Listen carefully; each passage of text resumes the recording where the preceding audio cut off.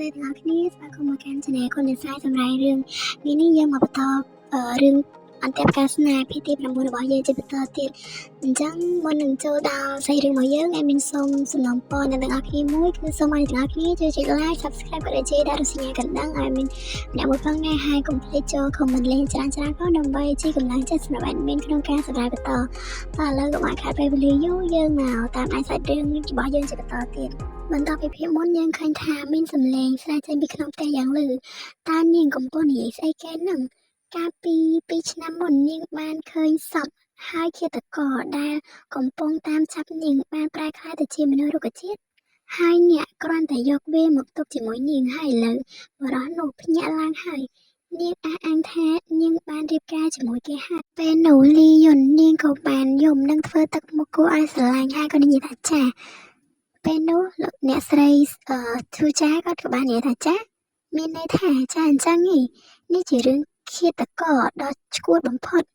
ហើយឯងធ្វើវាឲ្យកាន់តែអាក្រក់ហើយបន្ទាប់មកអ្នកស្រីឈូចាហ្នឹងក៏បានដេញវាយតួស្រីរបស់យើងនៅពេញហ្នឹងហើយបន្ទាប់មកលៀនក៏បាននិយាយថាអញ្ចឹងមូលហេតុដែលមនុស្សពីរនាក់រស់នៅជាមួយគ្នានៅក្នុងផ្ទះតែមួយតែមានអ្វីសមជាងការនិយាយថាពួកគេជាប្តីប្រពន្ធនោះគាត់វាយអ្នកណាម្នាក់ពេលភ្ញាក់ពីដំណេកខ្ញុំត្រូវរស់នៅជាមុនសិនអ្នកស្រីឈូចាក៏បាននិយាយមិនថាយ៉ាងណាទេតែនេះគឺលើសពេកហើយពេលដែលនាងនិយាយកុហកពេលនេះនាងបានជាប់ពាក់ព័ន្ធជាមួយនឹងបរិះនោះនៅក្នុងផ្នែកទំនាក់ទំនងឯងដឹងដែរហើយពេលនោះលីយុនក៏បាននិយាយថាសុំកុំនិយាយរឿងអាស្រ័យចេញទៅក្រៅអីនេះជាការធ្វើជាជនរងគ្រោះនិងជនល្មើស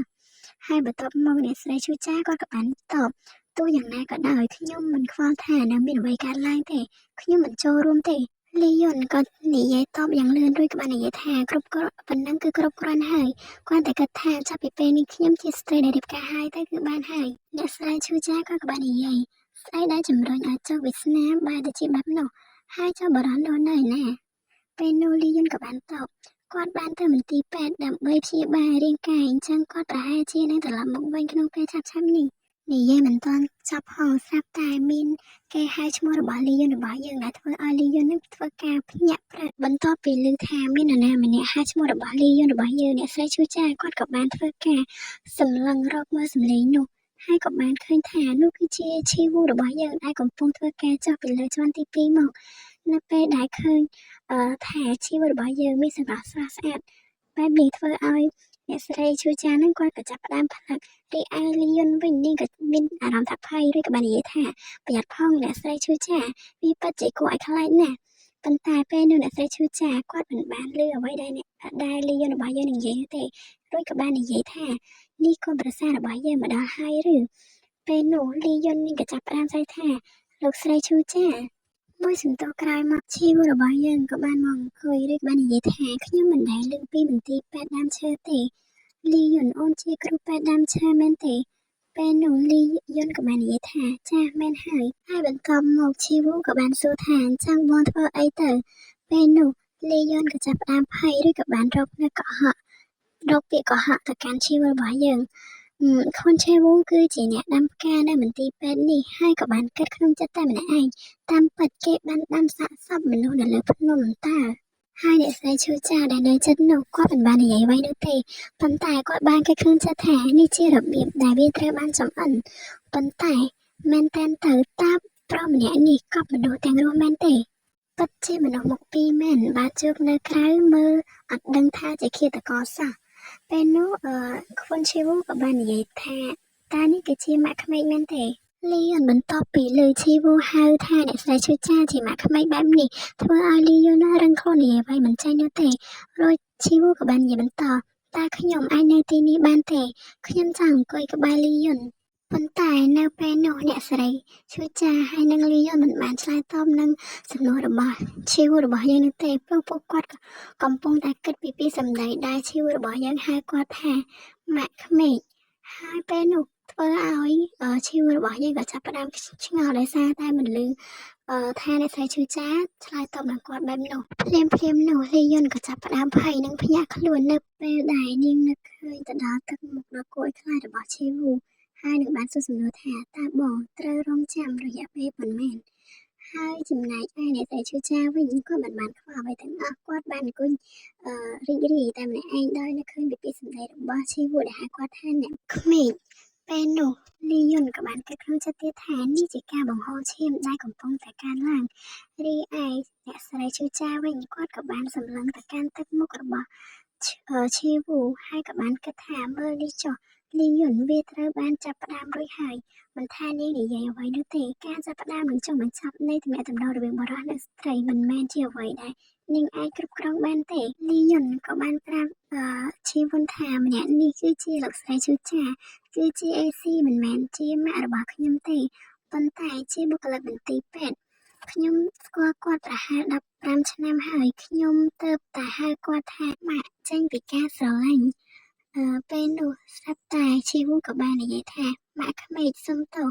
ពេលនោះធ្វើឲ្យអ្នកស្រីឈូចានឹងភ្ញាក់ផ្អើលហើយរីឯលីយុនវិញក៏និយាយថាអត់ទេមិនមែនអញ្ចឹងទេឈីវូក៏បាននិយាយថាលីយុននិយាយថាខ្ញុំធ្លាប់មានភាពកក់ក្ដៅគួរសមពេលនោះអ្នកស្រីឈូចាក៏បាននិយាយថាចាវាជាការពិតណាស់ជីវូក៏និយាយបន្តវាអាចចំណាយពេលខ្លះសម្រាប់ខ្ញុំដើម្បីចងចាំខ្លួនឯងថាជាប្តីរបស់នាងរីឯអ្នកស្រីឈូចាគាត់ក៏បានតបខ្ញុំយល់ហើយវាត្រូវការពេលវេលាជីវូក៏បាននិយាយបន្តទៀតថាវានឹងមិនចំណាយពេលយូរនោះទេវិជ្ជបណ្ឌិតបាននិយាយថាវានឹងមិនពិបាកទេដោយសារតែភាពអសកម្មដើម្បីត្រឡប់ទៅដូចដើមវិញខ្ញុំនឹងត្រឡប់ទៅខ្លួនឯងវិញភ្លាមតាមលទ្ធភាពដែលអាចប្រើបានពេលនោះលីយុនក៏បាននិយាយថាអត់ទេលោកមិនចាំបាច់ប្រញាប់ពេកទេប្រសិនបើលោកប្រញាប់ច្រើនពេកវាប្រហែលជាពិបាកនៅលើរាងកាយរបស់លោកខ្វិនឆេវូគ្រាន់តែធ្វើវាឲ្យតាមធម្មតាទៅណាពេលនោះស្រាប់តែឆេវូក៏បាននិយាយថាឆេវូហើយក៏បានសម្លឹងទៅកាន់មុខលីយុនហើយរីឯលីយុនវិញគាត់ក៏បានភ្ញាក់ឬក៏បានថាចារួចទូប្រុសក៏បាននិយាយថាហៅបងថាឆេវូអូនដឹងថាអូននៅតែហៅបងជាឈ្មោះពេញរបស់បងទៀតមែនទេហើយពេលនោះលីយុនរកនឹងនិយាយបែបមិនចេញនោះឡើយរីឯឆេវូវិញក៏បាននិយាយបន្តខ្ញុំជាមនុស្សល្ងីល្ងើហើយរឿងតែមួយគត់នៅក្នុងក្បាលរបស់ខ្ញុំគឺបានធ្វើការឈ្មោះទៅកាន់មុខទូស្រីរបស់យើងហើយក៏និយាយថាមុខអូនពេលនោះធ្វើឲ្យទូស្រីនឹងក៏ចាប់ផ្ដើមអៀនហើយឈីវូក៏និយាយបន្តអ្វីគ្រប់យ៉ាងដែលបងមានហើយអ្វីគ្រប់យ៉ាងដែលបងដឹងគឺជាមុខរបស់អូនតើនឹងមានអ្វីកើតឡើងប្រសិនបើវាចាប់ផ្ដើមបានពីបងនោះហើយក៏បានធ្វើការចាប់ទៅកាន់មុខរបស់លីយុន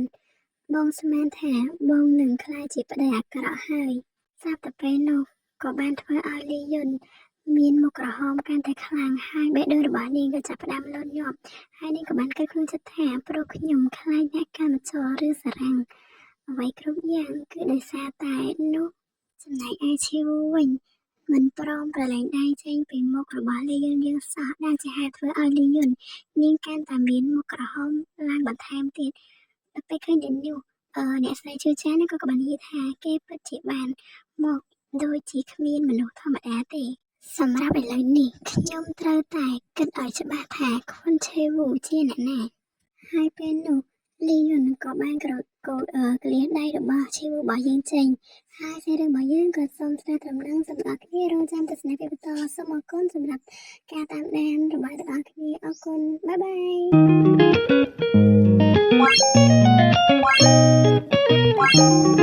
យ